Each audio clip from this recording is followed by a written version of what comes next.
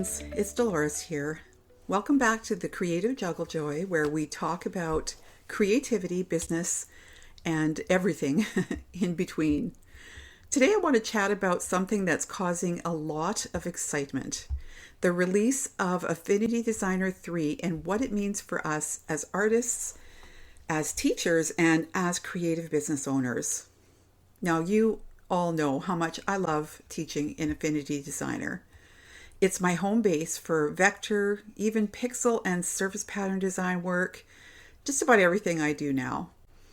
Let's talk about how I'm feeling, what I've learned so far, and why I think this change is going to be a really, really good thing. Right now, I'm still working mainly in Affinity Designer 2 on the iPad.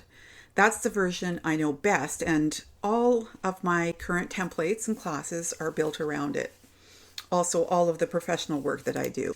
I think I'll be staying here for a bit, at least until Designer 3 arrives for the iPad, so everything stays consistent for my students. At the same time, I've been easing into the desktop version of Designer 3. Not because I have to relearn everything, but to get comfortable using my own templates and documents on the desktop, and then also to start to record a few classes there. So I always have that in the back of my mind that I want to do the recording, but I also want to be able to do some of my work on here. Honestly, I hardly ever use Adobe Illustrator anymore, so I am really wondering whether I am going to be even keeping the Creative Cloud. I've opened every single document that I've tested from version 2 to version 3 has worked perfectly fine. The only caution I have if you're going to try this is that once you save it in 3, you can't go back. So I always keep a backup copy if I think I will need to go back into version 2. That little bit of testing has actually made me feel really confident. At first I was a little bit paranoid to do that, but it tells me that all of my creative systems are safe. Now, let me tell you what really got me excited. I personally believe Affinity Designer is about to leap ahead of Adobe Illustrator. Yep, you heard me right. It all comes down to pricing and accessibility. For years, independent artists have struggled with subscription models. They can be super costly, and especially if design isn't your full-time job. If you are one of those people who is still working full-time and then has a Creative Cloud subscription to keep up with, it's actually a pretty chunky monthly payment.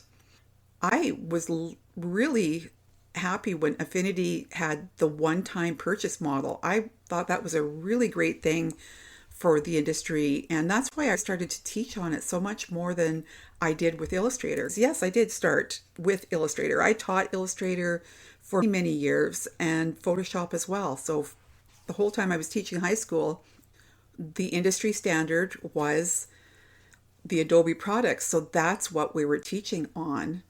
And now with Canva stepping in as the new parent company, we're really not sure what's going to happen. We're stepping into a new era of creativity, one where the tools are powerful, just as powerful as the Adobe products, but they're also affordable and integrated. So think about that for just 1 second. We've been talking a lot about it in our Thrive meetings and in the Affinity Designer Foundations course I've been teaching. Many have said how much relief they feel owning the software outright. They can focus on learning and not on worrying about if they're going to make enough money to pay the monthly fees. That is one big thing. The other thing that I was really fascinated by, and I think there is a ton of potential in, is their partnership with Canva. So imagine for a second, like you design a repeat pattern, let's say in Affinity Designer. Then you open up Canva and drop it straight into a mock-up or create a social post around it or a presentation. If the two softwares can work really well together and it's quite seamless, can you imagine that so that there be no exporting and no resizing. I think that's the world we're heading towards, a really connected creative ecosystem. And I know that version 3 is a big step in that direction. One of the things that has been really fascinating to me is that there's no longer separate apps for photo or publisher. Everything now lives in one space. So we've got designer, photo, publisher, all in one space. Just think about that. You can move from illustration to layout to editing, all without switching programs. It's going to be really cool.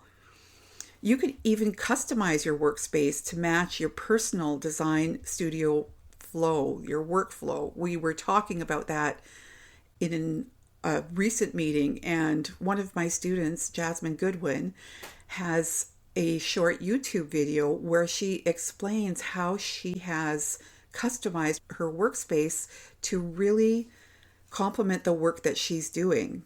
It makes it way more efficient. If you haven't checked her out, you definitely should. That's Jasmine Goodwin on YouTube. I personally think it's creative freedom at its best. And honestly, it's exactly what lots of us have been dreaming about, right?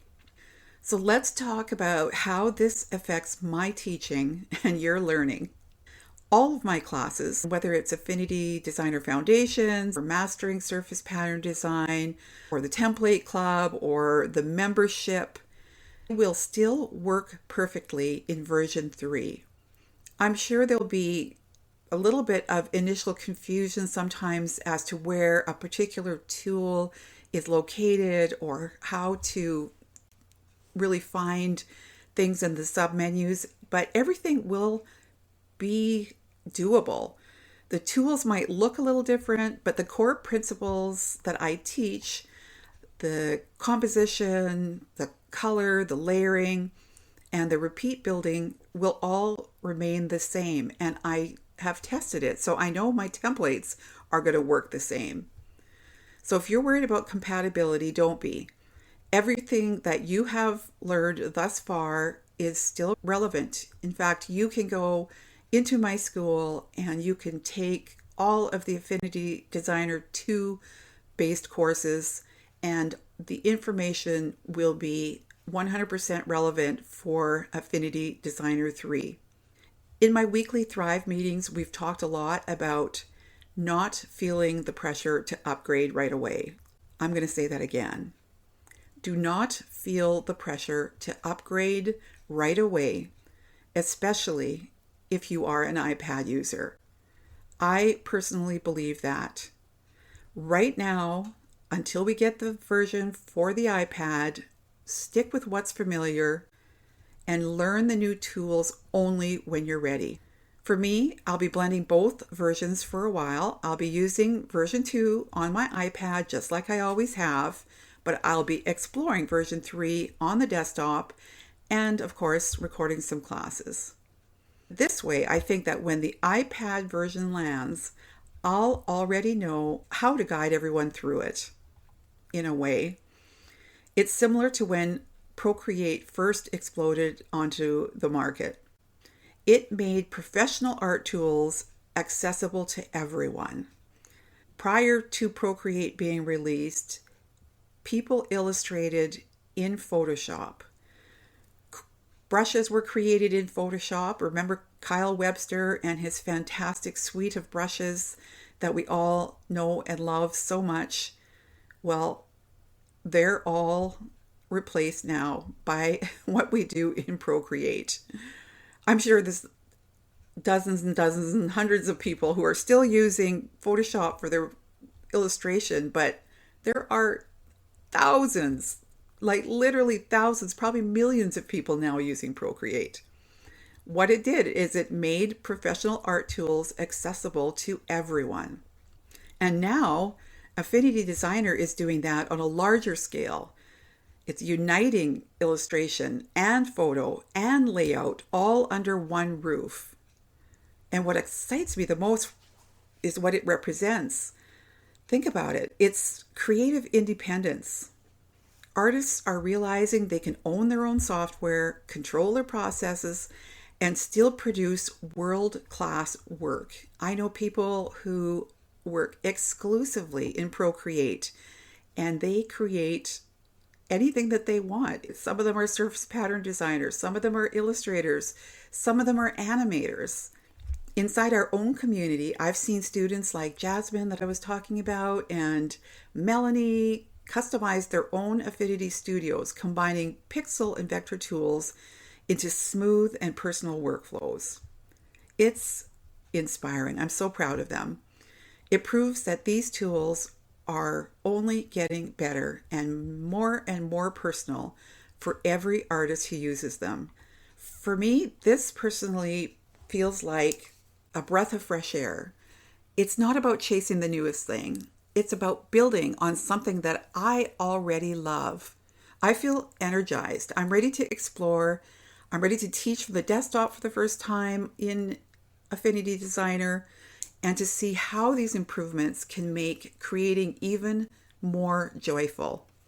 I know it'll be a learning curve. It always is, but that's part of what keeps me curious and excited. To me, this version feels like it's really designed for creators who want to grow with their tools. Now, I would love to hear from you. Have you tried Affinity Designer 3 yet? If you have, what was your first impression? How did it feel using it? Are you upgrading right away, or are you waiting like me? Or are you going to do a hybrid of combination of working on the iPad in version 2 and on the desktop in version 3? How are you going to manage that? I know how I'm going to, but I want to know how you're going to manage it. You can send me a message on Instagram at Delores Art, or I have a chat on my main website, deloresart.ca. There's a chat in the lower right hand corner. You could just go in there and send me something or email it to me. I'd love to hear from you. I'd love to include some of your experiences in upcoming episodes. This change, like I said, is going to affect all of us, and I would love to think it's going to change the way we create digital art. This is the next chapter, and I would love to hear from you so that I could talk a little bit more about it in upcoming episodes of the podcast. So that's where I'm at. Still loving version 2 on the iPad, testing version 3 on the desktop, and feeling genuinely excited for what's ahead. I have so much I would love to share with you. I have been working on so many new things, and part of what keeps me going is knowing that I'm helping you speed up your workflows even more than ever. And for me, it's like I'm a kid in a candy shop. If I get to use new software or an update of a software, it's the funnest part of my day, is just experimenting. So I'd love to hear your ideas. And if you have ideas for classes that I haven't done or things I haven't really done for you before, please add that to the comments you're making. And as always, keep creating, keep juggling, and most importantly, keep finding joy in the process.